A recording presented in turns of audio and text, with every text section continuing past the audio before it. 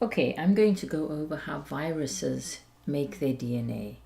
So starting off, let's have a look at what we normally know as transcription. So we've already been learning that a gene gets copied into messenger RNA.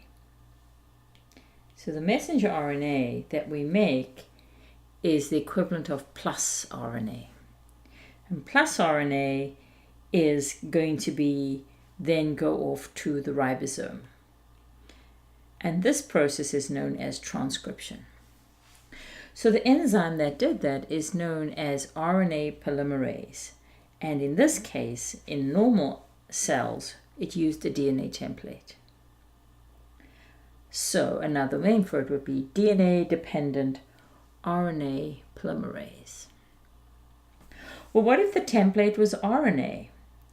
Then the enzyme would have to be called RNA-dependent RNA polymerase. So if your virus is plus single-stranded RNA or minus single-stranded RNA, it's going to need to get to messenger RNA form, and so it's now going to need an enzyme, and that enzyme is called RNA-dependent RNA polymerase. So if that enzyme is not normally found in eukaryotic cells, so the virus has to bring the enzyme with it. Now, what if the virus has RNA, but it wants to go back to double-stranded DNA? So then we have another scenario. We're going from RNA back to double-stranded DNA, so we're doing the backwards form of transcription. So instead of doing transcription from DNA to RNA, we're going from RNA backwards to DNA. And that process is needed an enzyme called reverse transcriptase. And there's a family of viruses which are called retroviruses who use this enzyme.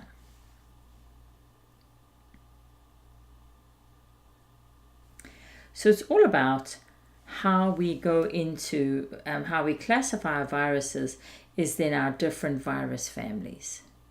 So starting off, how do we make our RNA? How do we get to messenger RNA, which is plus RNA? And then the messenger RNA is going to go through the ribosomes and ultimately be turned into proteins. Now remember, viruses are doing this in our cells. Okay, so let's do the easiest one. The viruses that have the easiest time in our cells are going to be our double-stranded DNA viruses, because they can automatically jump in our cells, and whether you're a plus DNA or a minus DNA, RNA polymerase, our enzyme, is going to be able to turn you into messenger RNA.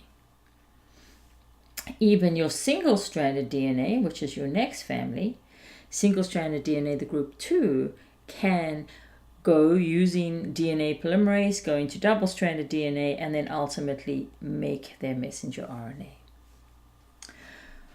When we look at the RNA viruses, starting with group 3, you'll see these are double-stranded RNA.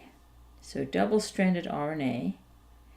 And one of their strands is actually the equivalent of messenger RNA. So they are ribosome ready. And that means the minute that virus gets into our cells, it can start making messenger RNA. One of those proteins that it makes maybe be RNA-dependent RNA polymerase to help go back and make more RNA to package back into the virion particles. So RNA-dependent RNA polymerase. Now your plus RNAs or your minus RNAs, they are going to have to go through an intermediate, going back to negative RNA, and then from negative RNA get copied into messenger RNA. So these guys will definitely need that special enzyme, the RNA-dependent RNA polymerase. And same with these guys here. Negative RNA is going to need to be transcribed back into messenger RNA. Remember, messenger RNA is the plus RNA. And then finally, our retroviruses. There are two main groups of retroviruses. The group 6 is the one that's responsible for HIV, and this is a plus RNA single-stranded virus, but it goes from RNA back into double-stranded DNA, and then that double-stranded DNA can either integrate into the host chromosome or be turned into messenger RNA for the virus, making virus particles. Then there is one class of DNA viruses that are also reverse transcriptase, and they have a small piece of single-strandedness. And so they go from DNA using reverse transcriptase to completely code that little piece of RNA, ultimately forming double-stranded DNA, and then they can make their proteins. So whatever your virus is, whatever family it belongs to, it has to have a way of turning DNA, of making its genetic material into ribosome-ready messenger RNA so it can go through the ribosomes and ultimately make your virus proteins.